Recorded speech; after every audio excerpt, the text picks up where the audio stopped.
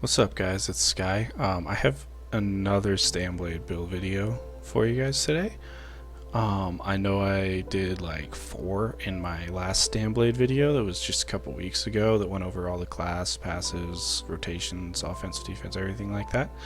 But I recently came across this build and I'm really enjoying it, and it's really cool and it's a little different, and it's a lot more damage than I'm used to having actually. It's a little squishier, but you know, it's really fun. So I have one main build and then a variant, and then I have another like kind of set option you can change for some more damage, but I feel like it kind of cuts into the sustain on the build. So gonna jump right in here. So we're starting with, we got Blood Spawn's monster set, one heavy piece, one medium, and then we're running Leviathan and Gryphon. So basically what we're doing is we're getting a ton of crit from Leviathan. It's all crit lines and one stam line, and then we're getting a little bit of weapon damage, some more crit from Gryphon, and we get minor force and minor expedition after dealing direct damage for 3 seconds. It procs on cooldown. Like anything you do on either bar, since we're double barring the set, will proc it, and so you always have it up in combat, basically, as long as you are light attacking someone or whatever you do. So we're running 5 medium body and then medium shoulders and a heavy helm. We're running 6 medium, 1 heavy for the extra crit from the medium armor passive. Dexterity, so we get a little extra crit for that, and the 1 heavy piece just lets us get up to a good amount of health in Cyrodiil. It's full impen. You can run a couple well fitted if you want. I know some people like to do that on Blade. I prefer full impen, and then only 1 stam glyph on the shoulders, and then the rest are full prismatic glyphs. Sorry, 2 stam glyphs. Looks like I went shoulders and toes for the stam. So we're getting a decent amount of Magicka. Normally I run full Prismat, but I wanted to run 2 infused for some extra weapon damage, and then also just running 1 robust just to make sure we have 30k stamina. In our front bar, so we're front barring the Leviathan set, and we're double barring the Gryphon set, because when you're kiting, it can be nice to have that major expedition stacked with minor expedition. When you like light attack someone, you run really fast.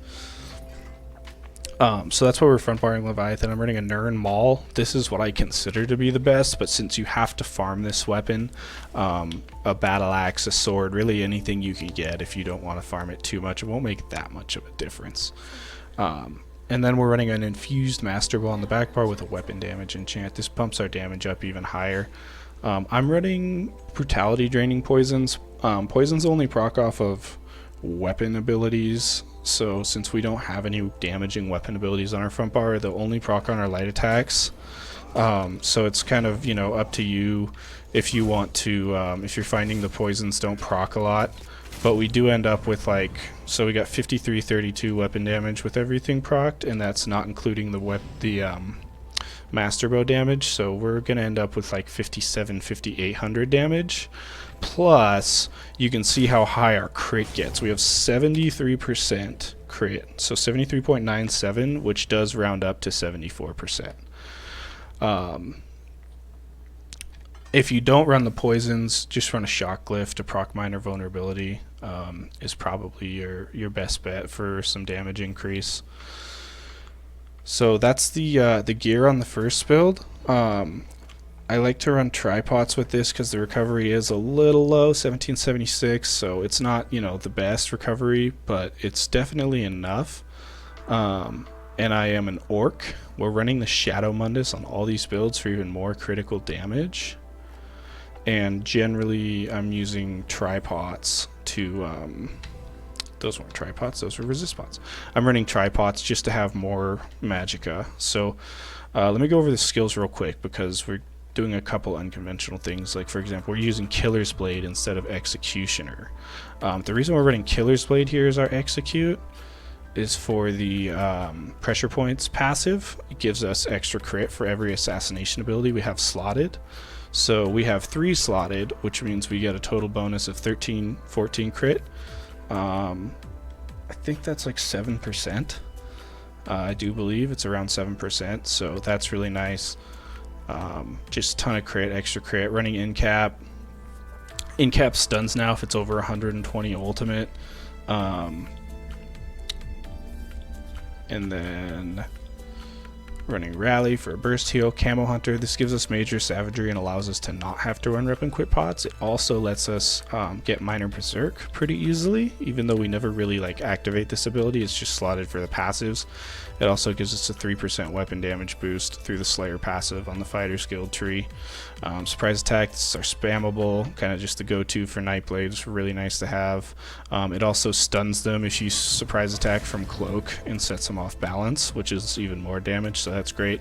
And then relentless focus, this is our main kind of burst tool, so we can get our bow up and then we go in cap and assassin's scourge, and that's a huge amount of burst. And so because we have such high crit, since we have 74% crit, basically the chance that your in-cap and your spectral bow both crit is 53%, and the chance that one of them crits is around 92%. So we just have a really good chance of everything critting on our burst and doing insane amounts of damage with all the critical damage buffs we have. So for the back bar, we're running Venom Arrow. I run this over Poison Injection because I really like the thing, the interrupt for interrupting reses and stuff like that. Can also interrupt, like, you know, Dark Flare, Uppercut, anything with a channeled ability.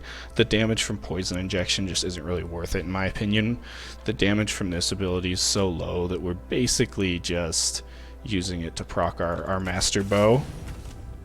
Because when it's on someone, when the effect is on someone, our Master Bow gives us 301 weapon damage towards that person, even though it won't show up in our stat sheet. I'm running Shadow Image. This skill is just so good for Stamblade. It basically lets us kite and jump back to it. It also gives off minor maim. I'm still running Shuffle for the snare removal and major evasion, running Shadowy Disguise for mobility, as well as guaranteed crits out of stealth, and then it also lets us use our surprise attack stun, Resolving Vigor, and Soul Siphon. So I'm running Soul Siphon on the back bar to get the Magicka Flood passive, since we did skip Leeching Strikes on this build. I just felt like it was too important to have Shade nowadays, and I feel like I can sustain okay without Siphoning Strikes, but we do want that extra 8% Magicka on our back bar because that's where our Cloak and Shadow Image are, and that's generally the bar that you're going to start your fights on. You're going to pop Rally and you're Relentless, and then you're going to kind of start the fight on your back bar, casting your Shade, you know, getting your Shuffle up. So as far as like other skills, you can run Executioner if you just really like Executioner. It honestly, they feel the same to me. They both have big dodge windows, so neither of them are great executes, but I do enjoy them both. You can run Onslaught over In-Cap, although I think the In-Cap with its new stun is just really good right now. And it also gives the 20% damage increase to our bow, and it makes when our bow crits super hard. If you're really having trouble sustaining, you can change to like a Potentate sword bow back bar and run Leeching Strikes. So that's kind of all I'd, you know, really change on this build. It's the skills are they're there. Everything's here for a reason. Like I said, we want to get our crit as high as possible so that we have 74% crit when our Hemorrhage passive procs. That gives us, you know, the minor savagery. So as far as that's kind of this build as far as it goes. It's just a ton of damage, it's a ton of crit, it's a ton of crit damage. It's got pretty decent sustain. I'm running Artaeum takeaway broth, but there is another option. I'm also running 1 point Magicka just for a teeny bit more Magicka because I felt like I didn't need the extra stam. But if you're having trouble like not dying on this build, what I recommend swapping to is this here. So what we just did is we swapped to 3 robust Gryphon's rings, and that allows us to swap our food to Orzoga's Smoked Bear Haunch, which gives us Magicka recovery. You can also use Jewels of Misrule if you don't want to buy the gold food. It's almost the same, except it gives you a little bit less health, a little bit less recovery. So what that lets us do is have 1220 Magicka recovery. So, as well as also a little bit more stam recovery. So that Magicka recovery just lets us cast more shades and more cloaks so we can get away easier. And when we do that, we need to change our glyphs. So now we're only running one prismatic glyph. I'm running it on the helmet. You can run it on any big piece. And then we have 6 stamina glyphs. And that just lets us get, you know, enough kind of raw stats as far as everything's concerned. So if you're having trouble surviving, that's what I recommend changing. You can also start it out that way so you don't have to transmute the jewelry. That works fine too. I'm going to go into the CP. So the CP is going to be the same for all 3 of these builds I'm going to show you. I'm running 61 Warlord for reduced cost to break free, 1 in Siphoner for extra debuffs when the enemy's purging, 25 Sprinter, 56 Mooncalf, 11 Arcanist, 23 Tenacity, 32 Healthy. We want to make sure we get to 120 points in the Lover Tree for the Windrunning passive. And then just 61 into Tumbling for reduced cost of dodge roll. I'm not running any in Blessed. You can pull points out of the Atronach tree, but I do like having 120 points in the Atronach to set enemies off balance with roll dodge so that I can stun them with a little medium weave. I'm running 19 in Physical Weapon Expert and 20 in Shattering Blows. This is kind of just to get us up to 120. You know, these aren't ideal traits to run in this patch, but you can only go so high in Master at Arms until you get into serious diminishing returns territory. I'm running 81 in Master at Arms though, since we're like full burst. I'm not running any in Thom because we don't care to buff the dots.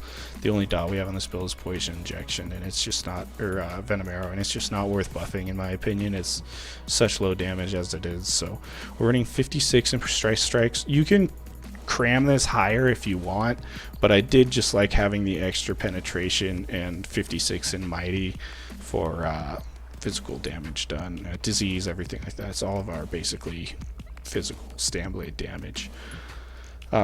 In the Steed, I'm running 61 Ironclad, 19 Spell Shield, 19 Medium Armor Focus. This kind of helps offset the fact that we're not running like a heavy chest, or we're not running like 2 heavy pieces since we're running the 6 medium for the crit.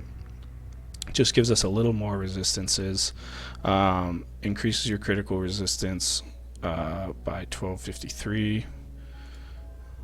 Thick, we're running 34, 43 Hardy, 43 Ellie. We want to make sure to get to 120 in this tree as well for the Unchained passive. This is a really nice sustain tool, just helps us sustain some more. Same story with quick recovery. I'm not running any, you know, healing buffs on this build really, just because since everything crit heals, I haven't, like, not everything, but since it's 75% crit chance, like my Vigor is almost always critting, my Rally is almost always critting. So I haven't been running any, you know, healing increase points in this, but you can take some points out of Spell Shield and Medium Armor if you want to run like 15 or 19 in quick recovery. Last thing I'll just say as far as alternative races goes, I'm an Orc. I like Orc. I feel like Orc kind of gives you the most bang for your buck as far as passives go on a Nightblade. However, Khajiit is really good on this build because it gets you more critical damage and critical healing done, as well as 3 different resource buffs, which is just really nice to have on Nightblade in general, since all 3 of our resources, health, magicka, and stamina, are really important on Stamblade. And then you can also run Nord if you want to be more tanky. You can also run Dunmer if you want some more magicka. And still have the increased damage that Orc gets, because Dunmer gets 258 as well. So those are the other races I would recommend, although I do prefer Orc the most, especially with Gryphon, just because when our Gryphon is up and our dodge roll bow gives us Major Expedition is up, we're really fast on Orc, because Orc gets that 10% extra sprint speed as well. So yeah, just really fun build, that one. I'm really enjoying it a lot. The other build we're running is Senche instead of Gryphon's Ferocity. So Senche, when we dodge roll, increases our critical damage by 12% for 8 seconds. Since Senche has a stam line, we can run 1 infused. These should all be weapon damage glyphs. And then we're running Blood Spawn still. We're still running 6 medium. And we're running 6 stamina enchants and 1 prismatic enchant on the helmet.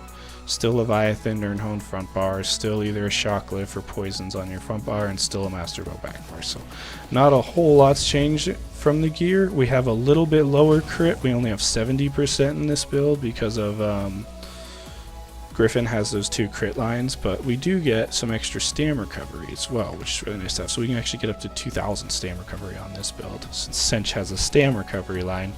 And what Senche does is it lights your arms up like this and makes that little noise to give you even more critical damage.